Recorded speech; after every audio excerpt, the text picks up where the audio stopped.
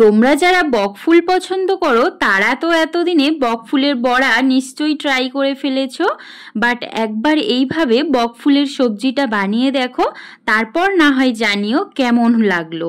তাছাড়া এই বকফুলের ঔষধি গুণ রয়েছে প্রচুর পরিমাণে, যেটা না হয় তোমরা গুগল করে দেখে নিও।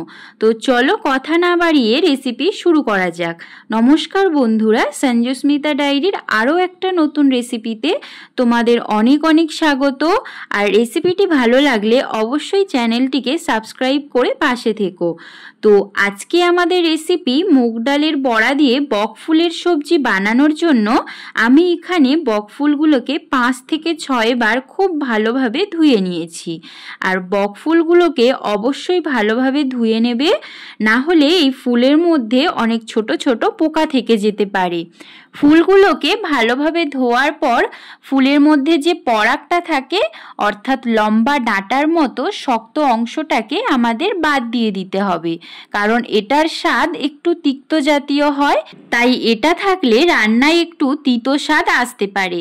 আমি একে একে ফুলের সমস্ত পরাগের অংশটাকে বাদ দিয়ে দেব, আর ফুলগুলোকে এখানে ধুয়ে একদম ভালোভাবে বেছে পরিষ্কার করে নিয়েছি।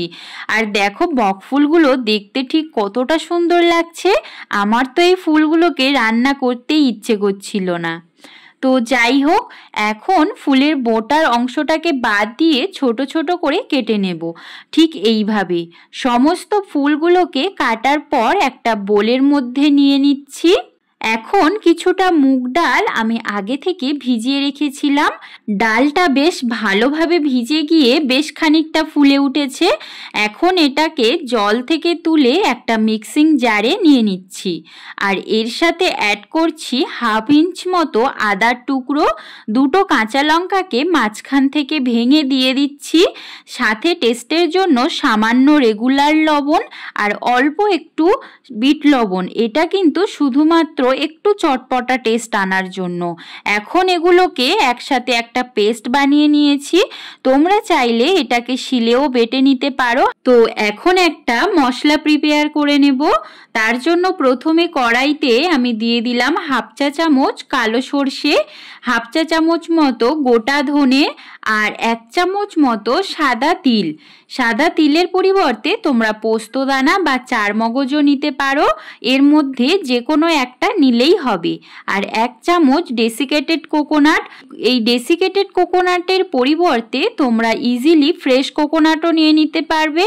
ইভেন এই রান্নাতে ফ্রেশ কোকোনাট ইউজ করলে কিন্তু রান্নার স্বাদ আরও দ্বিগুণ বেড়ে যাবে। এখন এই মশলাগুলোকে আমি একদম হালকা আঁচে 3 থেকে 4 মিনিট মতো ড্রাই রোস্ট করে নেব। মশলার কালারটা হালকা চেঞ্জ হয়ে আসলে ইনস্ট্যান্ট এটাকে কড়াই থেকে নামিয়ে শিলবাটার মধ্যে নিয়ে নেব। এই মশলাটা রোস্ট করার সময় তোমরা যেন কোনো রকমভাবে মশলাটাকে পুড়িয়ে ফেলো না, তাহলে কিন্তু রান্নার স্বাদ একদম পাল্টে যাবে। আর এই মশলাটাই কিন্তু রান্নায় এক অপূর্ব স্বাদ আনবে। একটু হালকা দানা দানা ভাব রেখে আমি এই মশলাটাকে বেটে নিয়েছি। এখন কড়াইতে 2 টেবিল চামচ মতো সর্ষের তেল দিয়ে দিচ্ছি। এই তেলের মধ্যে মুগ ডালের মিশ্রণটাকে হাতের সাহায্যে ছোট ছোট করে দিয়ে বড়ার আকারে একটু লালচে করে ভেজে নেব।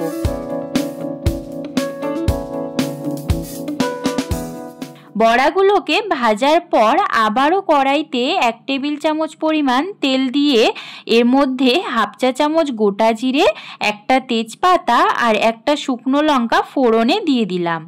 এটাকে কয়েক সেকেন্ড ভাজার পর আগে থেকে ছোট ছোট করে কেটে রাখা আলুটা দিয়ে দিচ্ছি।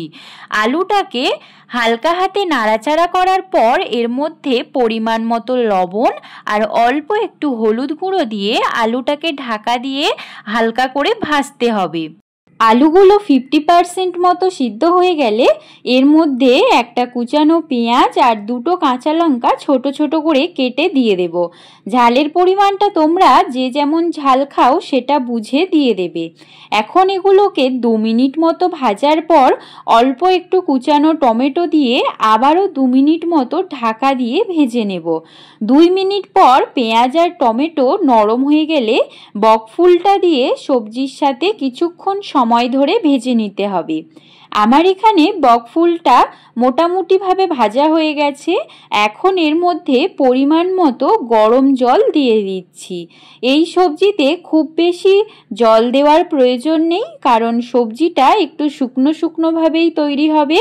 আর সবজি ভাজতে ভাজতে প্রায় 70% মতো কুক হয়ে যাবে, তাই 1 বাটি পরিমাণ জল দিলেই হবে। এখন এটাকে ঢাকা দিয়ে মিডিয়াম আঁচে প্রায় 5 থেকে 7 মিনিট মতো রান্না করে নেব। 5 থেকে 7 মিনিট পর জল প্রায় শুকিয়ে আসলে আগে থেকে ভেজে রাখা মুগ ডালের বড়া আর আমাদের রান্নার স্পেশাল ভাজা মশলা দিয়ে সবজির সাথে খুব ভালোভাবে মিশিয়ে নেব।